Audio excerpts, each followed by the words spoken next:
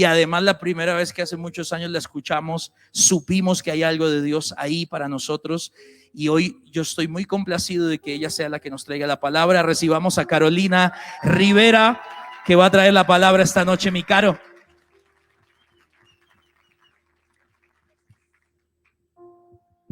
Buenas noches, ¿cómo están? Bien, gracias por venir en esta noche. No es fácil a veces entre semana con tantas cosas, que el trabajo, que la casa, que los hijos. Y de verdad yo pues estoy feliz de estar en esta noche con ustedes. Es un privilegio para mí y obviamente pues le agradezco a los pastores. Y vamos a disfrutarnos este tiempo, ¿le parece? Levante ahí su manito conmigo y dígale: Jesús, te prometo que voy a abrir mi corazón para tu palabra. Te mereces todo de mí.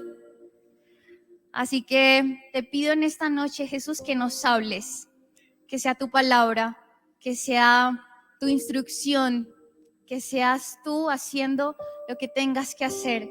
Jesús, te necesitamos y te anhelamos tanto. Gracias a todos por estar aquí.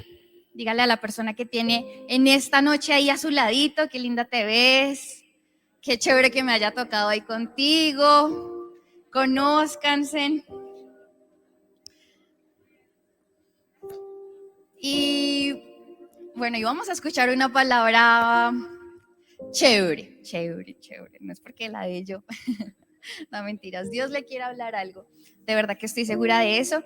Y como muchos vieron de pronto en sus redes sociales o de pronto por algún mensajito de nuestro pastor, pues hoy vamos a hablar de un tema con un nombre que me parece que fue muy direccionado por Dios. No sé si tienen ahí la imagen, dice revolución silenciosa.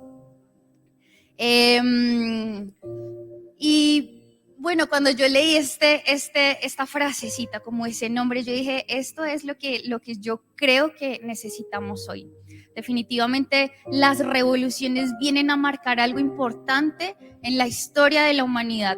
La historia de la humanidad siempre ha necesitado revoluciones, ha sido necesario para la historia de la humanidad, y en todo sentido hemos tenido revoluciones a nivel pues, de religiones, industriales, de tecnología, políticos, culturales, y definitivamente se marca un antes y un después.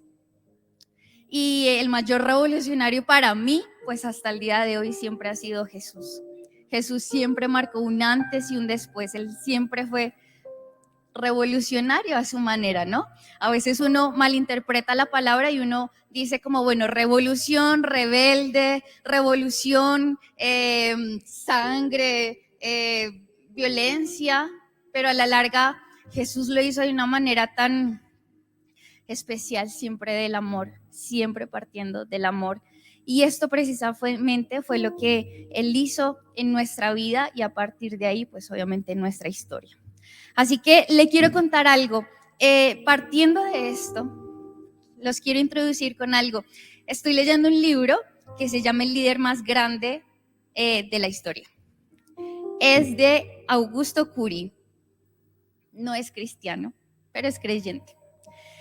Él es brasileño, es psicólogo, psiquiatra, es escritor, o sea, es un duro en todo el tema de la psiquis y del funcionamiento de la mente. Este tema a mí también me gusta bastante. O sea, yo siempre dije que si no hubiera estudiado eso, hubiera estudiado psicología. Me encanta este tema y por eso también lo estoy leyendo. Y en este libro, pues, es muy chévere porque habla de Jesús. Entonces, les voy a contar un poquito porque me parece importante partir de ahí para contextualizarles un poquito de qué vamos a hablar el día de hoy. El libro trata de un personaje que se llama Marco Polo. Marco Polo es un psiquiatra. Es como él, mejor dicho, es como el que está escribiendo el libro. Y es un duro también a nivel mundial. Y de repente, bueno, el libro se va desarrollando en que tiene una reunión con todos los científicos, con sus pares científicos.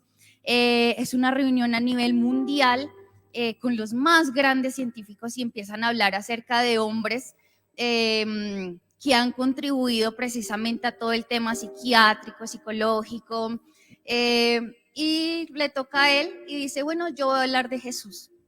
Y todo el mundo, pero ¿cómo vas a hablar de Jesús? Si aquí no hablamos de Jesús. Aquí no se habla de religión, nosotros hablamos de ciencia. Y él dijo, no, es que yo no voy a hablar de Jesús como religioso. Yo voy a hablar de Jesús como la persona que desarrolló la más grande psiquis en sus seguidores. Y les voy a desarrollar esto. Entonces, bueno, ahí entran en controversia, no sé qué. Y entonces les voy a leer un poquito textual. Dice, él empieza diciendo, Jesús formó seres humanos resilientes, autónomos, creativos y estables emocionalmente antes de su crucifixión. Y empieza contando quiénes eran sus discípulos. Pedro era el ejemplo clásico de alguien ansioso, inquieto, irreflexivo, intolerante a las frustraciones y notablemente impulsivo. Pedro soñaba con peces. ¿Cuántos saben que él era pescador? Exudaba el olor pescado, pero se convirtió no solo en uno de los hombres más famosos de la historia, sino también de los más equilibrados y resilientes. Juan era bipolar. Su emoción fluctuaba entre el cielo y el infierno. Tomás era paranoico y pesimista, creía en todas las ideas de conspiración. Mateo, según los fariseos, era corrupto y manipulador. Entonces le hacen la siguiente pregunta y le dicen, pues entonces, ¿quién era el mejor de todos sus discípulos? Y él dice algo impresionante y dice, Judas Iscariote. Y dice, pues lo era, nunca ponía a su maestra en una situación conflictiva, a no ser cuando lo traicionó por el precio de 30 monedas de oro. No era tan ambicioso, ya que eso costaba un esclavo en esa época. Pero dice, entonces le preguntan, pero entonces, ¿cuál era su problema? Y él responde con algo más impactante y dice, su problema es que no era transparente. Y quien no es transparente lleva sus conflictos a la tumba. Y termina diciendo esto, Jesús nunca se rindió con ninguno. Nunca desistió de ninguno. Él era el propio camino, la esencia misma del cambio. Elaboró la revolución silenciosa. Y me copié del nombre. Por eso se llama la revolución silenciosa, que me parece aparte un nombre muy bonito, o no es mío, claramente. Y cuando yo estaba leyendo todo esto, pues me impresionaron varias cosas, pero me identifiqué tanto con todas estas características que daba acerca de los apóstoles, porque en alguna he estado yo. Y seguramente todos los que hemos estado aquí nos hemos caracterizado o nos hemos identificado en esas características. Tal vez en ansiedad, tal vez en temor, tal vez en la ira, tal vez en ese sentimiento de confusión. O sea, nosotros somos como los apóstoles. Y me impresiona que un hombre tan perfecto, me impresiona que Dios, siendo Dios, que vino a la tierra, haya buscado hombres tan singulares, tan nosotros, como los que estamos aquí hoy. Y eso fue precisamente lo que ha hecho con nosotros. Nos escoge a nosotros no por ser perfectos. Y hay algo importante aquí y es lo que dice de Judas. El problema de él es que no era perfecto, no era transparente. Es decir, los otros apóstoles por todas esas características le causaban unos problemas. Pedro de repente entonces van a arrestar a Jesús y, mejor dicho, el más impulsivo del mundo se para y le corta la oreja. Y el mismo autor dice, si Jesús no se hubiera parado y le hubiera dicho, Pedro, ¿qué es lo que estás haciendo? Lo mata, tal vez lo mata. Ese era Pedro. Y yo decía, guay, menos mal que se parecen a mí. Menos mal que en algo yo también he estado ahí como flaqueando. Porque ese es nuestro Dios, no necesita gente perfecta. Él sabe cómo somos nosotros. Necesita gente transparente que necesita decirle, Señor, yo no soy perfecto, yo te fallo, yo he hecho esto, hice esto. Él lo sabe, ¿no? Él lo sabe, él lo conoce todo, pero necesita gente que le diga, necesitas trabajar en mí. Me impresiona mucho con lo que empieza el autor, y el autor dice que él modificó tanto el pensamiento de sus apóstoles, que dice, los preparó, los volvió resilientes, los volvió con una mentalidad fuerte, los volvió autónomos antes de morir. Es decir, Jesús no solamente vino a hablarle a las multitudes, Jesús vino a hablarle personalmente a sus apóstoles, los preparó personalmente para su tarea, para lo que iba a venir después. Así que levanta tu mano ahí conmigo y di, Señor, necesito que trabajes conmigo personalmente. Necesito que trabajes conmigo, Señor Jesús. Y bueno, esa es una introducción. Vamos a la palabra de Dios, que es la más importante en esta noche. Hebreos 6, del 13 al 18.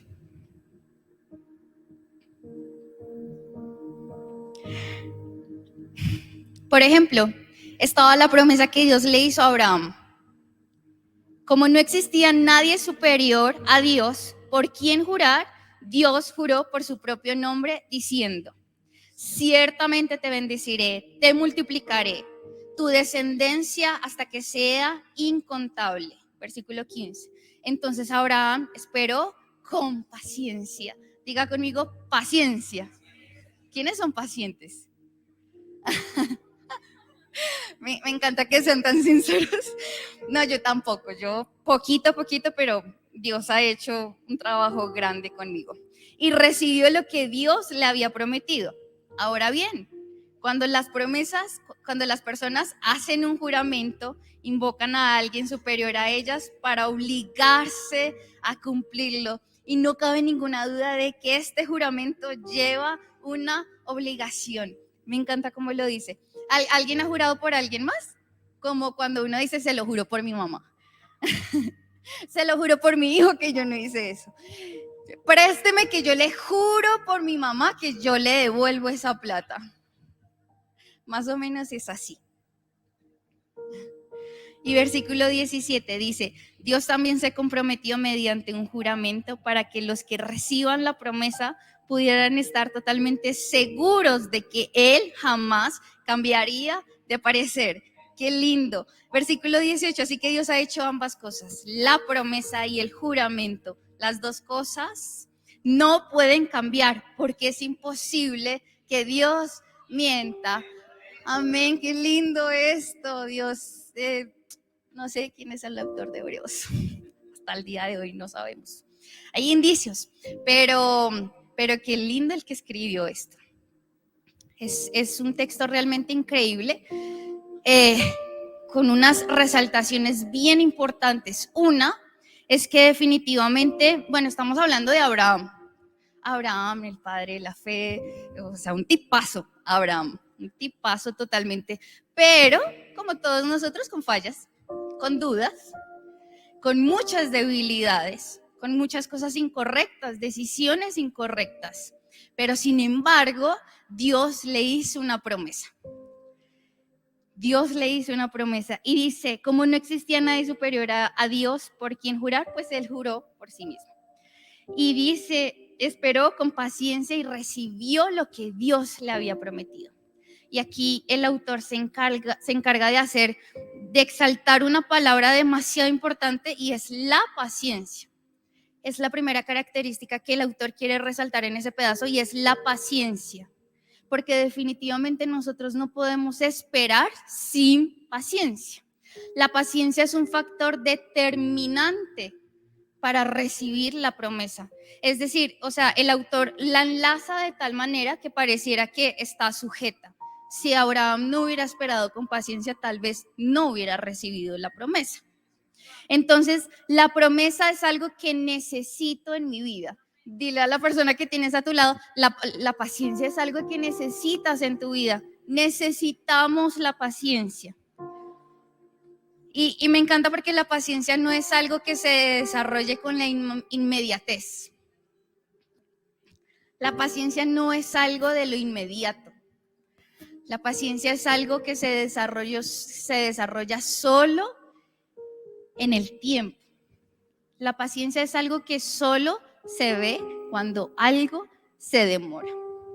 Definitivamente la paciencia no es algo que tú dices, ay, voy a quedar embarazada y mañana el niño. No, paciencia es precisamente ese proceso de embarazo.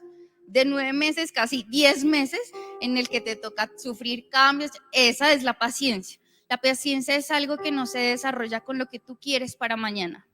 La paciencia es algo que se desarrolla en una promesa de Dios sin importar el tiempo que dure.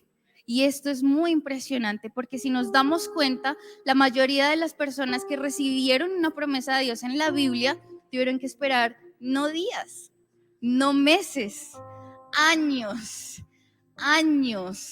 Y a mí me impresiona que solamente hayan escuchado una vez en su vida una palabra y que la recuerden años. Eso no pasa con nosotros. Eso no pasa. Nosotros a veces necesitamos escuchar como para que se nos grabe una promesa de Dios. ¿Quién tiene una promesa de Dios en su vida? Amén. Tú y tu casa tienen una promesa de Dios. Tú y tu casa, tu generación tiene una promesa de Dios. Así que necesitamos la paciencia precisamente por esto. La paciencia trabaja en la espera. La paciencia trabaja en la espera. Y hay 2 cosas importantes aquí. Uno, la promesa que Dios nos da. El otro, ¿cómo lo llamamos? Las circunstancias actuales, ¿no? Son como 2 cosas que chocan. Cuando tú recibes una promesa de Dios, choca de una vez con tus circunstancias. Sin embargo, para Dios no choca. Para Dios encaja totalmente. Porque tu diseño, tu promesa no trabaja sin tus circunstancias. Tu promesa necesita tus circunstancias. Tu promesa necesita que tú creas quién es Dios. ¿Cómo vamos a saber quién es un Dios sanador si no conocemos la enfermedad? ¿Cómo vamos a saber qué es un Dios que prospera si no conocemos la escasez? ¿Cómo vamos a conocer ese Dios que todo lo puede, que todo lo hace, que todo lo cumple, si no pasamos por esas circunstancias?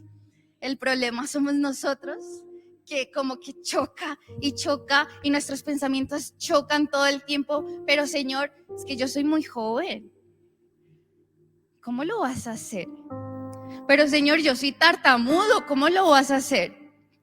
Pero Señor, es que yo te fallé ayer. ¿Cómo lo vas a hacer? Yo no soy lo que tú esperas que yo sea. Por eso Dios necesita personas transparentes, personas que se dejen moldear, personas que digan, Señor, tengo dudas, necesito que me las resuelvas. Tengo escasez, muéstrame quién eres tú que prospera. Nosotros necesitamos encajar estas 2 cosas, el diseño y nuestras circunstancias, porque encajan totalmente. Cuando Dios le da la promesa a Abraham, él tenía una circunstancia, que no podían tener hijos, que su edad,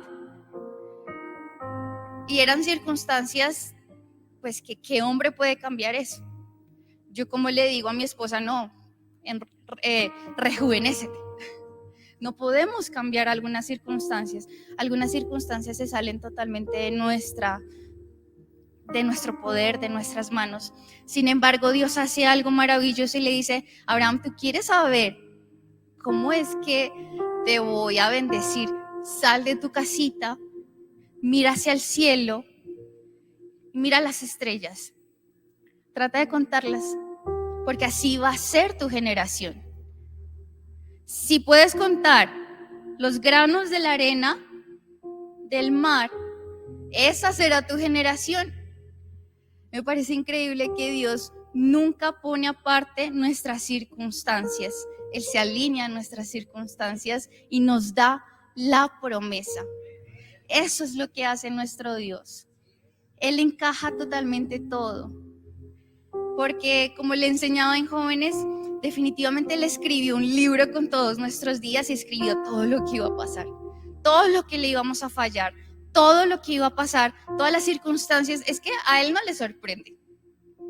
A la que le sorprende es a mí. Pero Él sabe cuál es mi diseño y cuáles son mis circunstancias. Sabe que necesitamos desarrollar la paciencia. Romanos 15:4 dice: todo lo que está escrito en la Biblia es para enseñarnos. Lo que ella nos dice nos ayuda a tener ánimo y paciencia y nos da seguridad en lo que hemos creído. Qué lindo. Pablo está diciendo algo supremamente importante ahí. Y es que la palabra de Dios es precisamente eso que nosotros necesitamos. Nosotros, como les decía, necesitamos desarrollar la paciencia. ¿Cómo hacemos eso? Con la palabra de Dios. Esa que te recuerda quién eres en verdad. Esa que te recuerda no tu realidad, sino tu verdad. Esa que te recuerda quién es Dios. Esa que te hace como que poner los pies en la tierra y decir, yo tengo un Dios. Esa es la palabra de Dios. Por eso necesitamos leerla, por eso necesitamos releerla, estudiar, escudriñarla. Necesitamos aprender tanto de la palabra de Dios porque esa es nuestra verdad. Necesitamos desarrollar la paciencia. Dile al que está ahí a tu lado. Necesitas desarrollar la paciencia. Lee la palabra de Dios. Hoy tenemos un privilegio tan grande y es como cuando te estabas saliendo con alguien y te regalaron una carta, ¿no? Y a los 10 años, yo por ahí todavía tengo cartas de mi novio, mi esposo hoy en día. Y cuando la leo, como que me lleva a ese momento.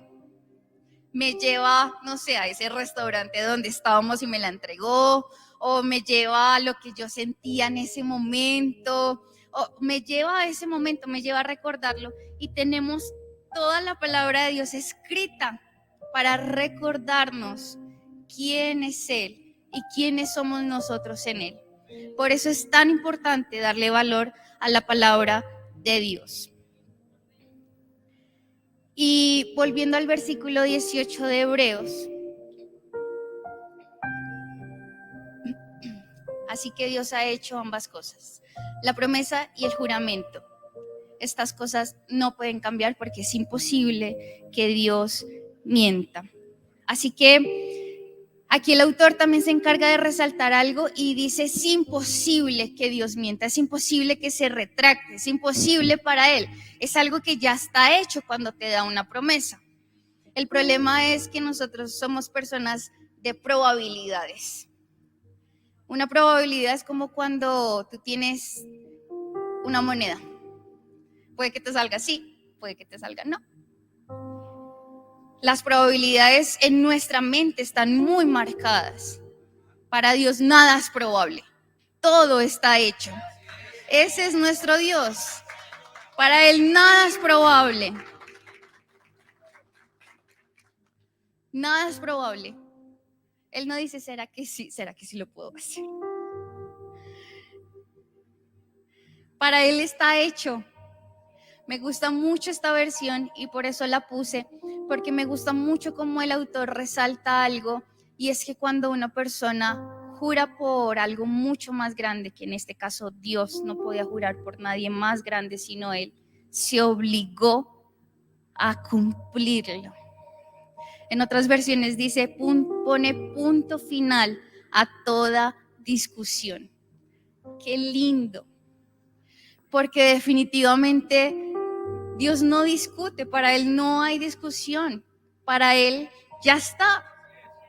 Para él la promesa ya fue, ya se hizo. Es como si Dios nos dijera, como si estuviera escribiendo un libro y Samantha, y entonces tu promesa y tu diseño, chan, chan, chan, chan, chan, y te lo juro por mí mismo, punto final. Ahí se acabó el libro. Eso es lo que hace Dios. Se acaba el libro ahí. Pone punto final en el diseño y dice, esta es tu palabra, esta es tu promesa, esto es lo que va a pasar contigo, con tu generación, con tu casa. Esto es y es. El problema es que nosotros queremos seguir ahí como escribiendo y escribiendo y escribiendo y queremos seguir ahí como poniéndole cosas que ya no debería de tener más ese libro, ese diseño. Vamos ahí adelantico en Hebreos 6:18 y dice, por lo tanto, los que hemos acudido a Él en busca de refugio, podemos estar bien confiados, aferrándonos a la esperanza que está delante de nosotros. Esta esperanza es un ancla firme y confiable para el alma. Ahí vamos. Versículo 19. Esta esperanza es un ancla firme y confiable para el alma. Nos conduce a través de la cortina del santuario interior de Dios. Jesús ya entró allí por nosotros. Él ha llegado a ser nuestro eterno sumo sacerdote, según la orden de Melquisedec. Empieza con algo súper bonito de ese versículo. Bueno, está como en la mitad del versículo, pero dice algo lindo y es que los que hemos acudido a Él en busca de refugio. ¿Quiénes buscan refugio? Solamente alguien que sabe que necesita buscar refugio. Solamente alguien que se va del país y busca refugio en otro país es porque necesita ese refugio. Hay algo que en los otros países, bueno, en Colombia obviamente también pasa, y es que los extranjeros pueden venir a pedir refugio político, bueno, en fin. Y hay uno que es muy importante, buscan refugio, por ejemplo, cuando su vida se ve amenazada en su país. Solamente una persona que sabe que necesita busca refugio. No todos buscan refugio. Solamente los que se sienten amenazados.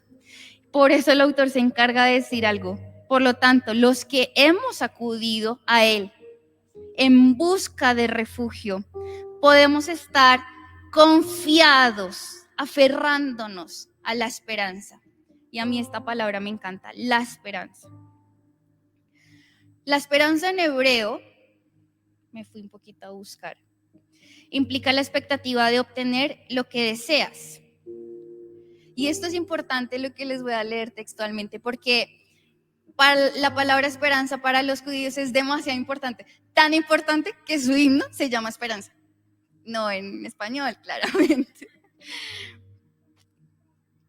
Y miren lo que significa para los judíos, ya que la palabra hace referencia a un cordón o a una cuerda, y viene de la raíz hebrea kavá, así se llama el himno de ellos, que significa unir, recolectar, es decir, esperar algo unido con una cuerda.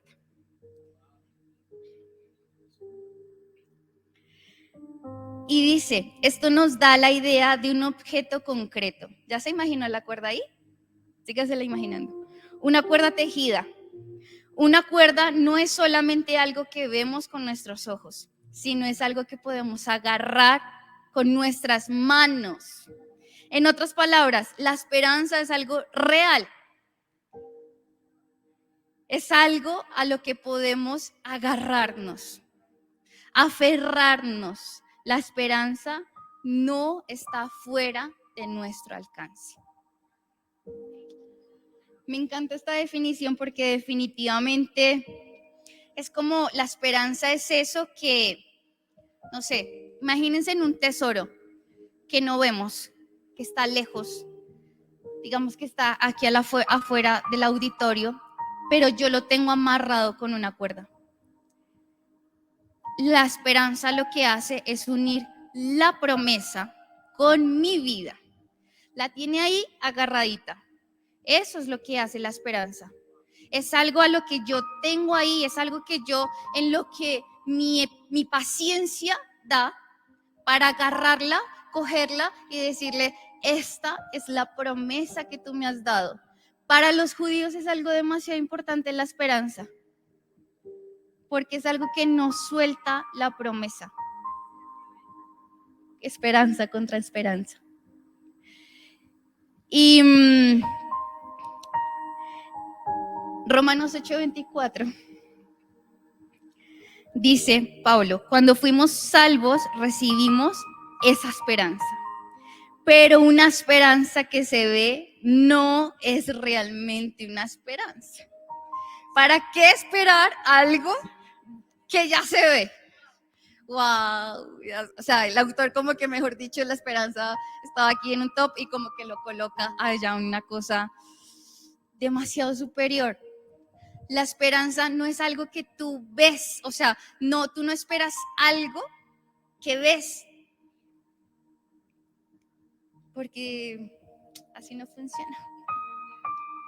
La esperanza es algo que necesitas para lo que no ves. A veces nosotros hemos llevado las promesas de Dios a un rango demasiado inferior, como que lo hemos desvalorizado tanto que creemos que una promesa de Dios es un carro, es un viaje, es algo como tan tangible, pero las promesas de Dios tienen, es que no sé cómo decirlo, o sea, las promesas de Dios nunca va a ser algo tangible, por eso no se ven, por eso es que es tan difícil y Dios sabe que es difícil. Dios sabe que es difícil, por eso necesitamos la esperanza. Pero definitivamente la esperanza necesita paciencia, porque no es algo inmediato, es algo de tiempo. Es algo que necesitamos esperar, es algo que necesitamos tener esa cuerda, cogerla y agarrarla y aferrándonos a ella, porque es algo que no vemos, pero que sabemos que tenemos. Es algo que Dios sabe que ya está. Por eso las promesas de Dios es, cree tú y toda tu casa será salva. Por eso la promesa de Dios es, yo soy paz, príncipe de paz. En tu tribulación, Dios promete estar contigo. Esas son las esperanzas de nuestro Dios, esas son las promesas de nuestro Dios, tan llenas de valor, tan llenas de todo, que las debajeamos, creemos que si no nos va bien en un trabajo, entonces la promesa no se cumplió, pero la promesa está ahí cuando Dios te dijo que Él iba a estar ahí. Esa es la promesa, esa es la promesa.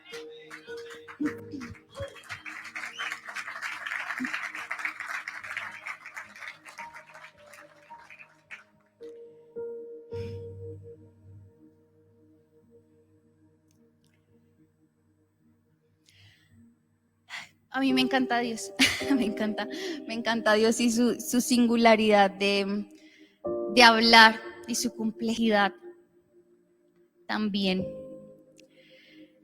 Pero Él escoge a 12 personas y les habla a través de parábolas. Qué manera tan singular de hablar, tan enredada también de hablar. Pero Él sabía lo que iba a hacer en sus discípulos. Sabía la esperanza que ellos necesitaban tener para cuando Él no estuviera. Sabía Jesús que necesitaba desarrollar en ellos la paciencia, porque sabía que Él no iba a estar siempre con ellos. Sabía las debilidades de cada uno de ellos. Él sabía quién era Mateo, Él sabía quién era Juan, Él sabía quién era Judas. Él sabe quién es cada uno de nosotros, sabe lo que necesita hacer en cada uno de nosotros, sabe lo que necesita transformar en nuestra mente, en nuestras dudas, en nuestros miedos, sabe lo que necesita hacer.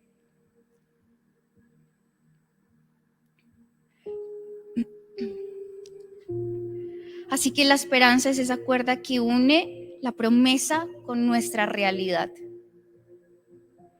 La esperanza es eso que une, que definitivamente entrelaza las dos cosas y las une y las vuelve una. La promesa de Dios siempre necesita nuestras circunstancias.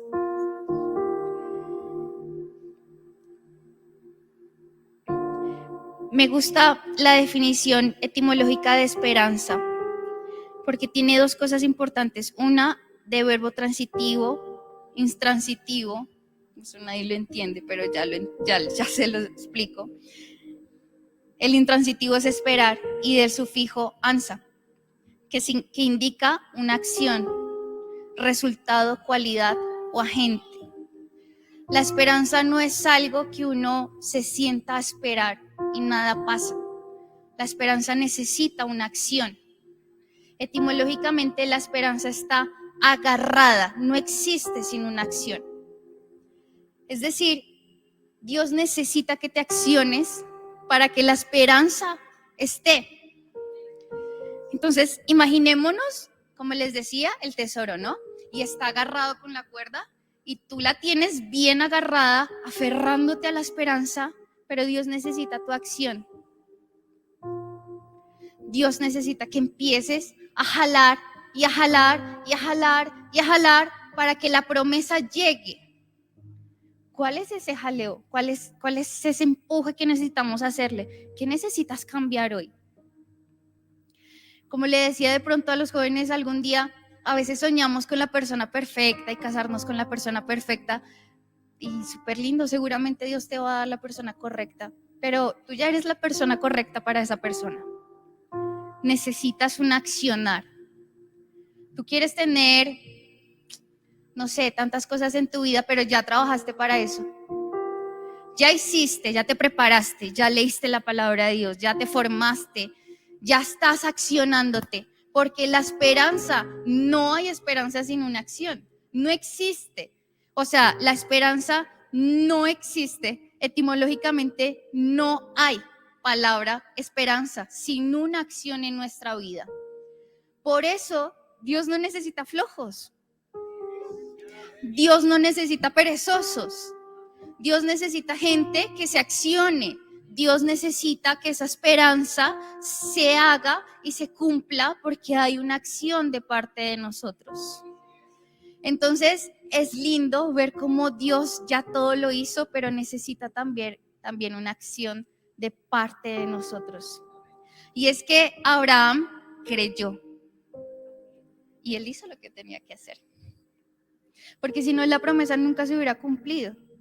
Si no hace lo que tiene que hacer y si no se mantiene esa esperanza, si no se cumple, pues la promesa no llega a su vida. Por eso es que es el padre de la fe. Por eso, porque su acción fue congruente con la promesa. Yo no puedo decirle a mi familia como, sí, tranquilos, todos ustedes son salvos. No, yo necesito mostrarles la salvación.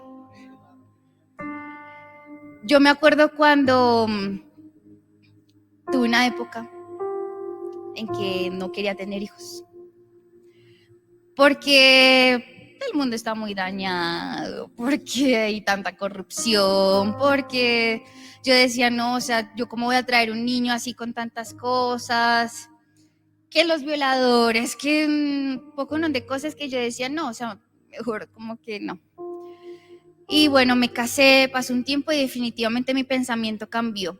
Cuando quedé embarazada, pues obviamente esto es algo que ya les conté a los jóvenes, bueno, muchos temores en mí, no sé qué, pero hubo un pensamiento que se me vino a la mente y fue, sí, el mundo está terrible, terrible, pero la generación necesita una esperanza. Mi hija va a ser una esperanza para su generación. Y desde ahí yo empecé a anhelar mi hija, porque definitivamente yo no puedo cambiarle las circunstancias actuales, pero el mundo necesita que ella sea esperanza, que Dios en ella sea la esperanza. Hay algo muy lindo que dice Colosenses: Cristo en nosotros, la esperanza de gloria. Hay alguien en tu casa que necesita que Dios sea la esperanza a través tuyo. Hay una generación que necesita la esperanza que tú les puedes dar, que tú les puedes transmitir. Hay alguien en tu trabajo que necesita eso que tú cargas. Esa es la esperanza de gloria. La esperanza de gloria. Dios ya es glorioso por sí mismo, pero Dios necesita que alguien se accione. Dios necesita que alguien haga algo. Mi hija es tan linda. Acabo de llegar y yo me derrito ahí. Y ella va a ser la esperanza para toda su generación. Pero déjame decirte que tú fuiste escogido, tú fuiste llamado. Tú no estás aquí por casualidad. Tú no fuiste por casualidad. Tú no naciste por casualidad. Hay una esperanza en ti que necesita desarrollarse para alguien. Alguien te necesita. Dios necesita que desarrolles esa esperanza. Las promesas de Dios no se acaban con nosotros. Las promesas de Dios son eternas. Por eso cubren toda nuestra generación. La promesa de Dios de que Él iba a estar hoy conmigo y para siempre no se termina conmigo, con mi hija. Todos los días de su vida Dios va a estar con ella. Todos los días de su vida. Por eso tu promesa es la promesa de tu casa, de tu generación, de tu familia.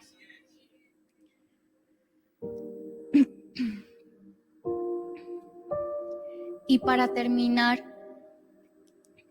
Efesios capítulo 1.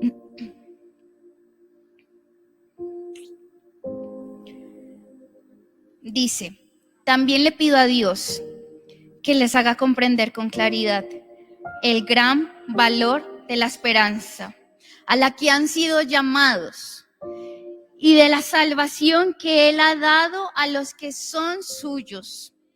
Pido también que entiendan bien el gran poder con que Dios nos ayuda en todo.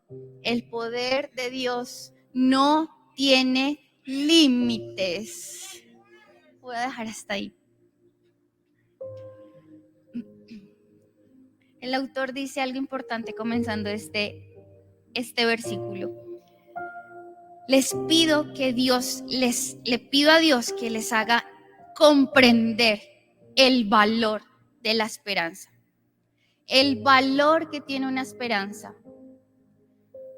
Si Abraham no hubiera esperado con paciencia, no se hubiera cumplido la esperanza y nos cubrió a todos. Nosotros somos parte de esa promesa de Abraham. Nosotros hoy en día somos parte de esa promesa de Abraham. Gracias a Dios por Abraham, que creyó, esperó con paciencia, con esperanza la promesa de Dios. Y hay algo importante de lo que decía Hebreos. No sé si lo podemos poner ahí un momentico, el versículo 19, perdón. Esta esperanza es un ancla firme y confiable para el alma, que nos conduce a través de la cortina del santuario interior de Dios. Es importante esto, y no quiero terminar sin antes decir algo acerca de esto. La esperanza es una ancla firme. Un ancla en los barcos es algo que se da para encontrar precisamente firmeza. Si están en turbulencia, les ayuda. O si definitivamente quieren detenerse y estar estables, les ayuda. Esa es nuestra esperanza, esa ancla firme para nuestra alma.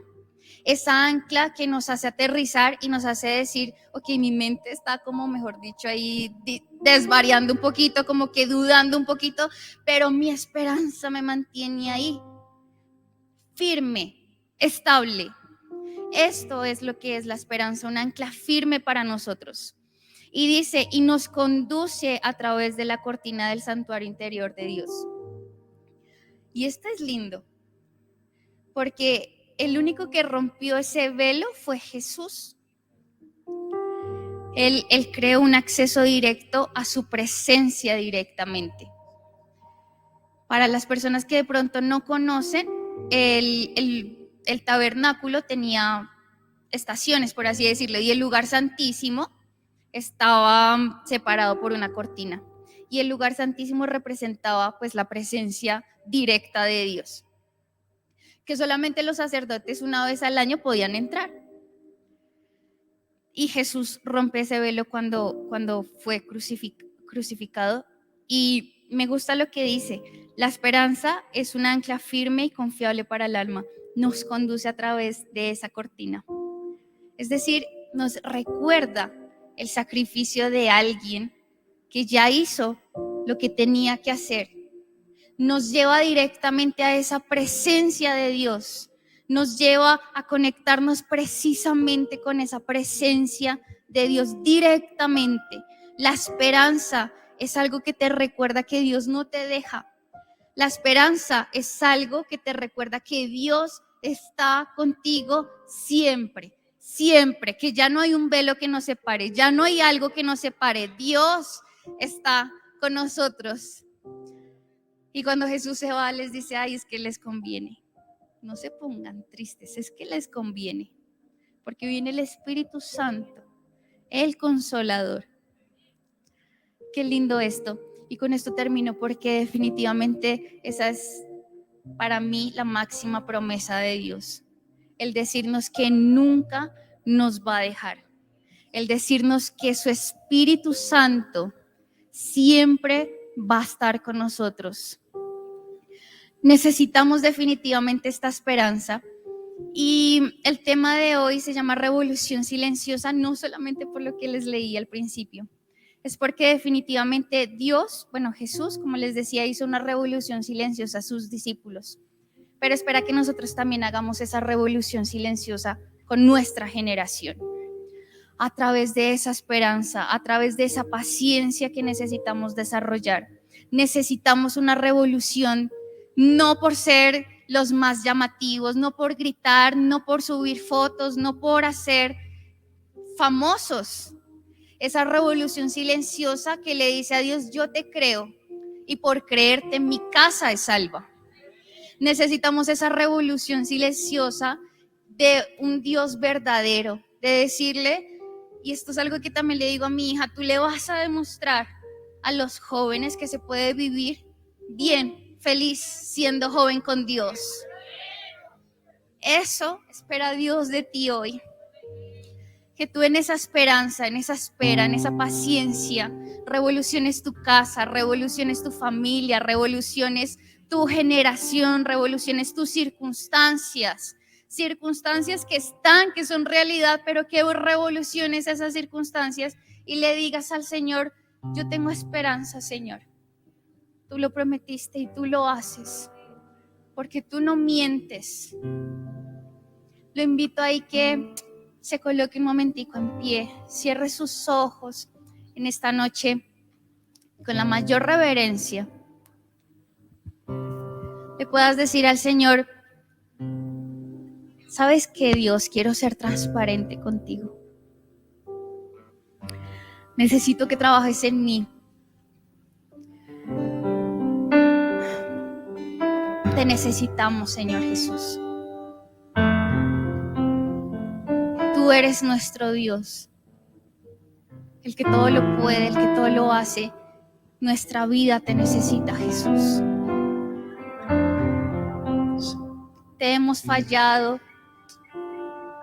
Somos débiles, Señor. A veces creemos, a veces no, a veces hacemos las cosas tan mal. Queremos ser transparentes para ti y decirte: te necesitamos. Queremos tus promesas. Queremos lo que tú vas a hacer con nosotros. Queremos creerte por encima de nuestras circunstancias. Te necesitamos, Jesús. Esta es una palabra muy liberadora y dile a tu Señor: te necesito. te necesito, te necesito. Te anhelamos tanto, Jesús. Señor, sin ti no hay motivo, sin ti no hay razón. Tú eres el importante, Jesús. Necesitamos y te pedimos que nos ayudes a revolucionar lo que tú nos has dado, a mostrarle a la gente lo que tú vas a hacer en nosotros, lo que vas a cambiar en nosotros, lo que vas a hacer en nosotros. Te necesitamos en nuestra casa, en nuestra generación. Te necesitamos, Jesús. En todo tiempo yo bendeciré el nombre de mi Salvador, mi buen pastor, la luz que guía mi caminar.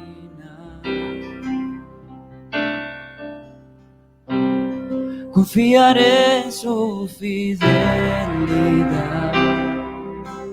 en medio de la oscuridad. Permaneceré, yo no temeré. En medio de la batalla, yo le cantaré. Mis labios hoy declaran que mi Dios es más grande, grande. Mi Dios es más fuerte, fuerte. Más grande que el dolor, más fuerte que el dolor. En todo tiempo adoro su nombre. Mi Dios es más grande, grande. Mi Dios es más fuerte, fuerte. Más grande que el temor, más fuerte que el dolor. En todo tiempo adoro su nombre. Confiaré. Perdóname. Mantengáis sus ojos cerrados, concéntrese ahí en lo que está escuchando. Y quiero hacer algo con mucho respeto. Perdóname, yo no te conozco, no te he visto, perdóname, yo no sé tu nombre. Pero cuando yo daba esta palabra, te metiste aquí en mi corazón. Y Dios te ha dado promesas que no solamente son para ti, tú la que volteaste tú, sí. Que no solamente son para ti, son para tu generación. Dios conoce tus circunstancias. Dios conoce por qué viniste hoy. Dios te trajo a ti hoy. Y no importa el tiempo, Dios lo dijo y Dios lo hace. Tú no eres una casualidad. Tú no fuiste una casualidad. Tú tienes un propósito y tú cambiarás la historia de tu casa. Tú no repetirás ciclos, no repetirás procesos. Tú cambias los ciclos. Dios cambió contigo la historia de tu casa.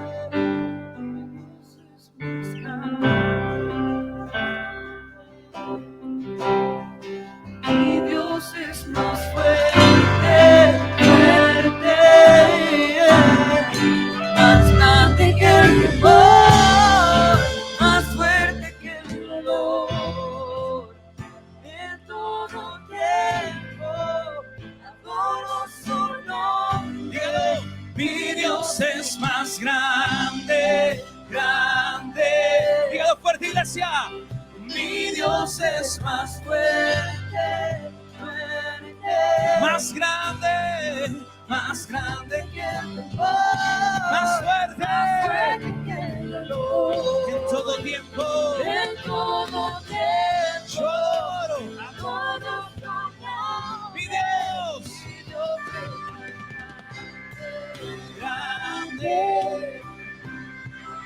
Mi Dios es más fuerte, fuerte, más grande que el temor, más fuerte que el dolor, en todo tiempo,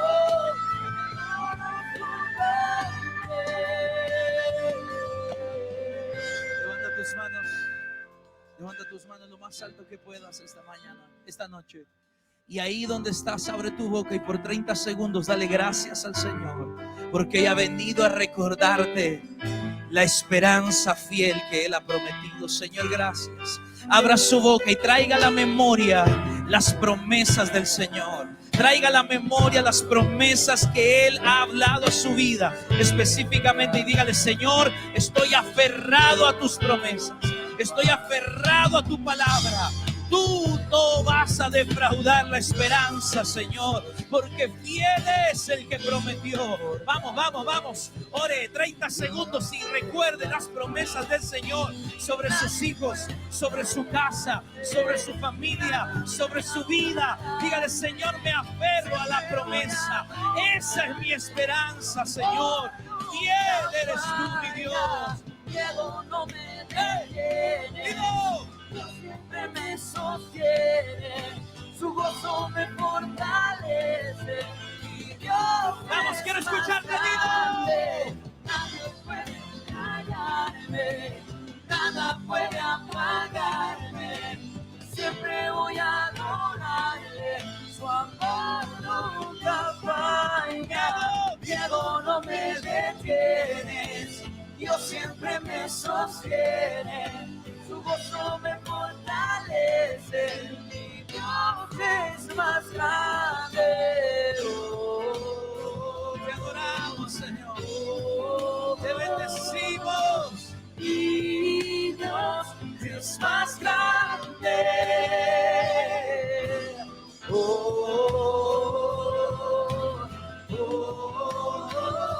Mi Dios. Mi Dios es más grande.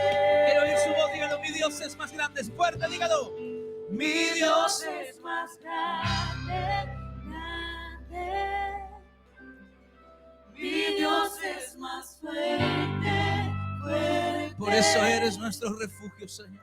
Más grande que el temor, Más fuerte que el dolor. en todo tiempo. En todo tiempo Adoro. adoro su nombre. Gracias, Señor.